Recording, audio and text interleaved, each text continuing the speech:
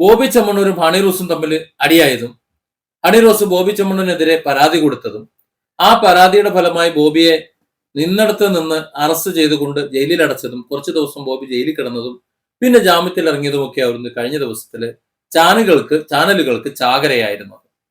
Different ആംഗിൾസും അത് സംബന്ധിച്ച് ഒത്തിരി വാർത്തകൾ ചെയ്തു. എന്നാൽ ഈ ജാമ്യം ഈ പുകിലും ഒക്കെ കഴിഞ്ഞ ശേഷം 2 ഉദ്ഘാടനങ്ങൾ നടന്നു. അതിലൊന്ന് ഹണി റോസ് ഒരു ഇലക്ട്രോണിക് ഷോപ്പ് ഉദ്ഘാടനം ചെയ്തതാണ് കഴിഞ്ഞ ദിവസം ഒലവക്കോട്.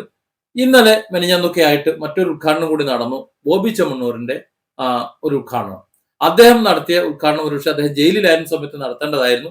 പക്ഷെ ജയിലിൽ നിന്ന് മോചിതനായി വന്ന ശേഷമാണ് നടക്കുന്നത്. 2 സ്ഥലത്തെയും ഒരു ജനസഞ്ചയത്തെ നോക്കുകയാണെന്നുണ്ടെങ്കിൽ ബോബി ചെമ്മണ്ണൂരിന്റെ പഴയ ആ ഒരു പ്രൗഢിയേക്കാൾ കൂടുതൽ അതിന് ഡബിൾ ആകുന്ന ഒരു ജനസമ്മതിയും ഒരു പങ്കാളിത്തവുമാണ് നമ്മൾ അവിടെ കണ്ടത്. എന്നാൽ ഒലവക്കോട് ഹണി റോസിന്റെ കാര്യത്തിൽ അത് ദയനീയ പരാജയമായി വരുന്നതും കണ്ടു.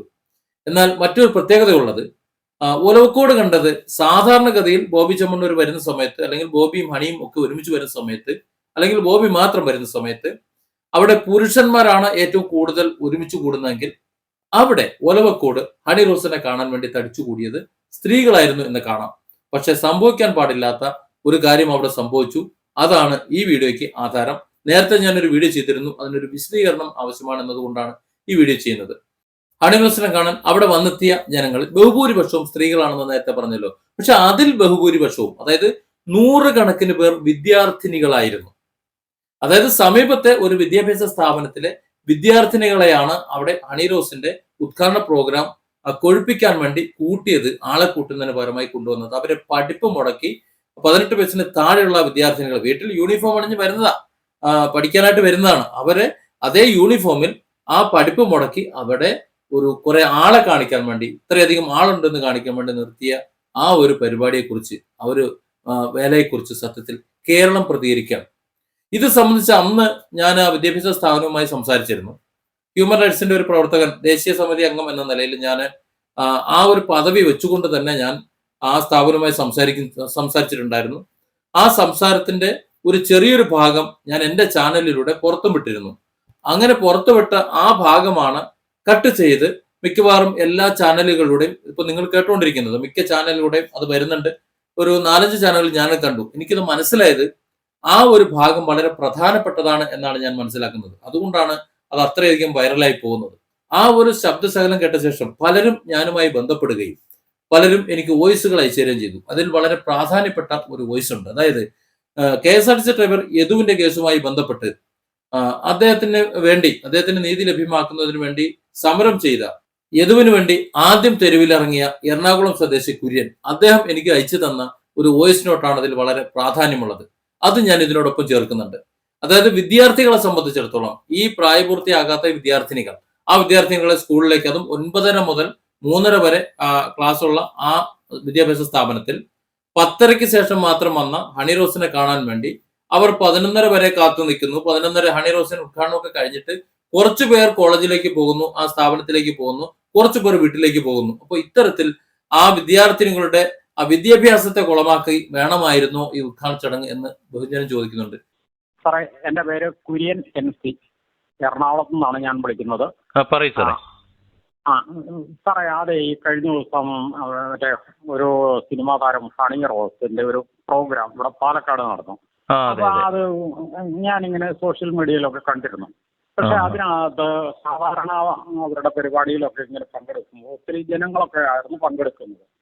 ഈയിടെ ആ വിഷയം ഉണ്ടായതിനു ശേഷം നടന്ന ഒരു പ്രോഗ്രാം ആയതുകൊണ്ടാണോ എന്താണോ പബ്ലിക്കിന്റെ ഒരു പാർട്ടിസിപ്പേഷൻ അവിടെ വളരെ കുറവായിരുന്നു. എന്നാൽ ഒത്തിരി സ്കൂൾ കുട്ടികൾ, അതായത് ചെറിയ കുട്ടികൾ എന്ന് പറഞ്ഞാൽ സ്കൂൾ യൂണിഫോം അണിഞ്ഞ കുറേ അധികം പെൺകുട്ടികൾ, പ്രായക്കാരായ കുട്ടികൾ അതിനകത്ത് പങ്കെടുത്തതായിട്ട് കണ്ടു. ആ കുട്ടികൾ ഏത് കോളേജിലാണെന്നുള്ളത് ഞാൻ അത് അന്വേഷിച്ചത് വീഡിയോയിൽ പറഞ്ഞിരുന്നു നേരത്തെ. അത് എന്താണെങ്കിലും ശരി, ഈ ഒരേ സ്കൂൾ യൂണിഫോമിലുള്ള ഒരേ പ്രായക്കാരായ കുട്ടികൾ അത്രയും ബൾക്കായിട്ട് അവിടെ പങ്കെടുക്കണം എന്നുണ്ടെങ്കിൽ അത് എന്തോ ഒരു പ്ലാൻ ചെയ്ത് കൊണ്ടുവന്ന കുട്ടികളാണെന്ന് തോന്നുന്നു.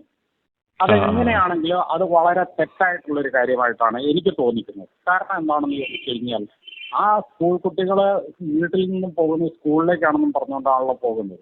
അവരാ സ്കൂളിൽ എത്തിയിട്ടില്ല എന്നുണ്ടെങ്കിൽ ആ സ്കൂൾ മാനേജ്മെന്റിന് ആ കുട്ടികളുടെ പേരൻസിനെ വിളിച്ച് ഈ കുട്ടികൾ ഇവിടെ സ്കൂളിൽ എത്തിയിട്ടില്ല എന്ന് അറിയിക്കേണ്ട ഒരു ഉത്തരവാദിത്വമുണ്ട്. അത് അവർ ചെയ്തിട്ടുണ്ടോ ഇല്ലയോ എന്നുള്ളത് എനിക്കറിയില്ല. എന്താണെങ്കിലും ശരി, അത്രയും കുട്ടികൾ അവിടെ ഒരുമിച്ച് വന്നിട്ടുണ്ട് എങ്കിൽ അത് സ്കൂൾ മാനേജ്മെന്റുമായിട്ടുള്ള ഒരു ടൈഅപ്പ് ചെയ്തിരിക്കുന്ന ഒരു കാര്യമായിട്ടാണ് എനിക്ക് തോന്നിക്കുന്നത്. അത് എങ്ങനെയാണെങ്കിലും ശരി, സാമൂഹ്യപരമായിട്ടുള്ള ഒരു കാഴ്ചപ്പാടിലും വളരെ തെറ്റാണ്. നിയമപരമായിട്ടുള്ള കാര്യത്തിൽ അതിനേക്കാൾ വലിയ തെറ്റാണ്. കാരണം കുട്ടികളെല്ലാം 18 വയസ്സിൽ താഴെയുള്ള കുട്ടികളായിട്ടാണ് എനിക്ക് തോന്നിക്കുന്നത്.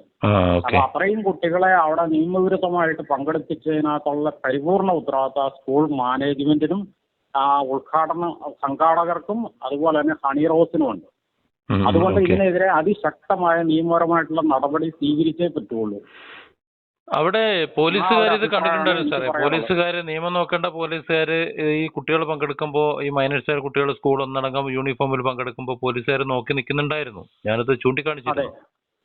അത് പോലീസുകാർ അവിടെ നിയമ നടപടി സ്വീകരിക്കേണ്ടതാണ്. ശരിക്കും പറഞ്ഞു കഴിഞ്ഞാൽ അത് അവർ സ്വീകരിച്ചില്ല എന്നുണ്ടെങ്കിൽ അത് സർക്കാരിനെ നമ്മളത് വിവരം അറിയിക്കണം. അല്ലെങ്കിൽ ഉന്നത തലങ്ങളിൽ കോടതിയെ നമ്മൾ ആ കാര്യങ്ങൾ ബോധ്യപ്പെടുത്തേണ്ട ഒരു ഉത്തരവാദിത്വം നമുക്ക് ഒരു ഇന്ത്യൻ പൗരൻ എന്ന നിലയിൽ എൻ്റെ ഒരു മൗലിക അവകാശം എന്നുള്ള നിലയ്ക്കാണ് ഞാൻ ഈ അഭിപ്രായം പറയുന്നത്. എൻ്റെ പേര് ഒന്നും കൂടെ പറയാം. എൻ്റെ പേര് MC കുര്യൻ, എറണാകുളം. ഞാൻ ആ സ്ഥാപനവുമായിട്ടും അതുപോലെ കോളേജുമായിട്ടും ബന്ധപ്പെട്ടിരുന്നു. വോയിസ് വർഷം സാറ് കേട്ടിട്ടുണ്ടാവും. അത് മറ്റ് ചാനലുകളിലൊക്കെ അത് വൈറലായി പോകുന്നുണ്ട്.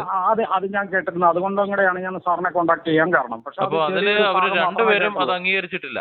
അത് സ്ഥാപനം പറയുന്നു ഞങ്ങൾ അറിയില്ല, കോളേജ് പറയുന്നു ഞങ്ങൾ അറിയില്ല. അല്ല, അതിപ്പോ ഒരു തെറ്റ് ചെയ്ത് കഴിഞ്ഞ് കഴിഞ്ഞാൽ അവരത് അറിയില്ല, അല്ലെങ്കിൽ എനിക്ക് അറിയില്ല, ഞാനത് ചെയ്തിട്ടില്ല എന്ന് ആരാണെങ്കിലും പറയുള്ളൂ. അത് സ്വാഭാവികമാണ്. പക്ഷെ അതൊരു അന്വേഷണത്തിന്റെ ഭാഗമായിട്ട് വരുമ്പോൾ ആർക്കാണെങ്കിലും ഏത് പൊട്ട കുഞ്ഞിന് വരെ മനസ്സിലാവുന്ന ഒരു കാര്യമാണ്. ഇത്രയും സ്കൂൾ കുട്ടികൾ യൂണിഫോമിൽ അവിടെ ഒരേ സമയത്ത് ആ സ്കൂളിൽ നിന്നും പുറത്തു പോയ സമയത്ത് ആ സ്കൂളുകാരെ എത്രയൊക്കെയാണെങ്കിലും അത് അന്വേഷിക്കാൻ ബാധ്യസ്ഥരാണല്ലോ. അത് അന്വേഷിച്ചിട്ടില്ല എങ്കിൽ അത് അവരുടെ ഭാഗത്തുള്ള മിസ്റ്റേക്ക് തന്നെയാണ്.